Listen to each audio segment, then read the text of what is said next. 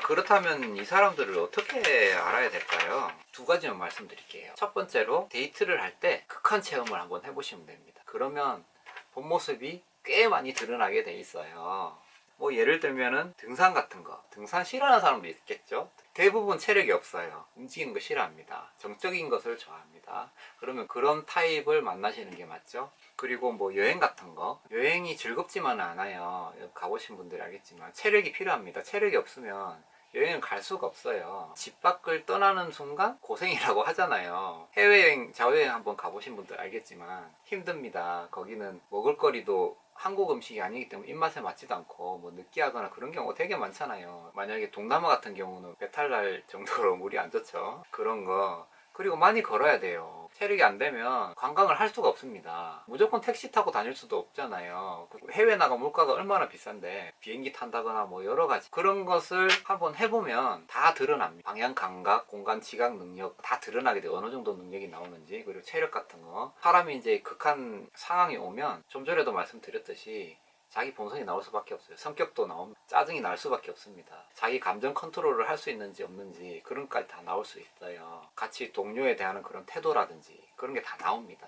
그런 체험을 해보세요. 그냥 주말에 뭐 쇼핑몰 같은 데 가서 밥 먹고 아니면 영화관 가서 팝콘 먹으면서 뭐 그런 거 하든지 아니면 드라이브를 하든지 그런 것은 전혀 알 수가 없습니다. 나를 포장한 상태로 그대로 보여줄 수밖에 없는 상황이에요. 아주 편안한 상태잖아요. 아침부터 여러분을 만나고 헤어질 때까지 계속 포장 상태로 있을 수 있어요. 그런 아무 의미가 없습니다. 그러니까 여러분들 같이 최대한 극한 체험을 한번 해보세요. 그리고 마지막으로 친구랑 가족을 만나보면 그 사람의 본 모습을 알 수 있어요. 친구를 만나게 되면 친구한테 굉장히 편하잖아요. 그 본 모습을 한단 말이에요. 근데 같이 있으면 안 돼요.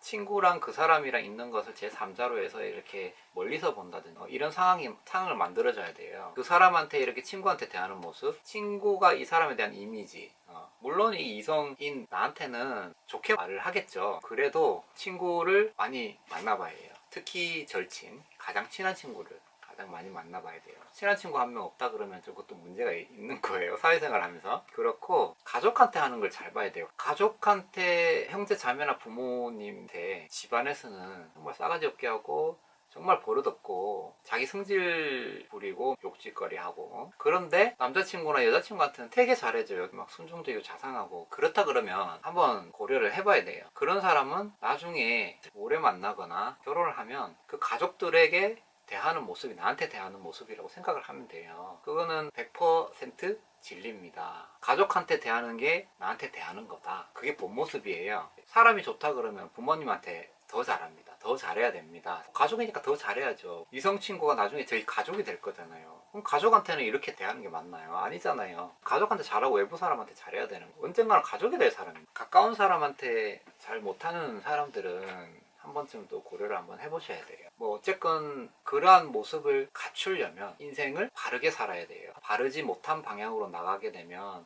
항상 어디를 가도 부딪히게 돼 있어요. 뭐 이성관계를 만나든 일을 하든 뭘 하든 부딪히게 돼 있어요. 바른 길로 가면 부딪힐 게 없습니다. 이런 요소들을 갖춘 사람이 어떤 사람이냐면 일반적이에요. 일반적으로 자식이라는 것은 부모를 되게 많이 닮게 돼 있어요.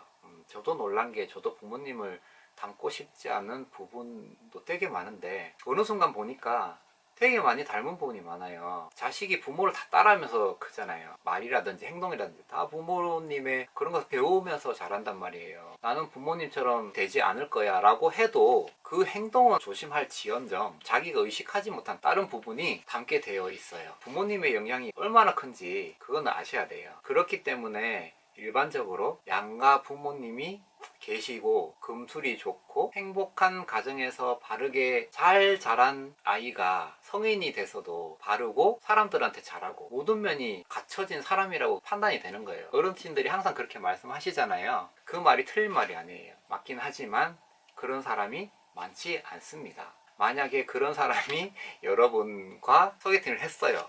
그 사람은 여러분을 좋아하지 않습니다. 그런 경우가 많아요. 사랑이랑 뭐 이성의 관계가 사람 마음 같지가 않습니다. 내가 좋아해도 상대방이 안 좋아하면 안 되니까 참 씁쓸하죠. 그러면 우리는 어떻게 해야 될까요?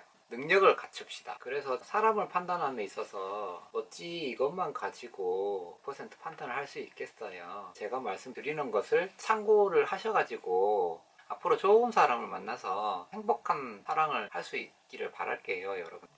감사합니다. 감사합니다. 다음에 봐요.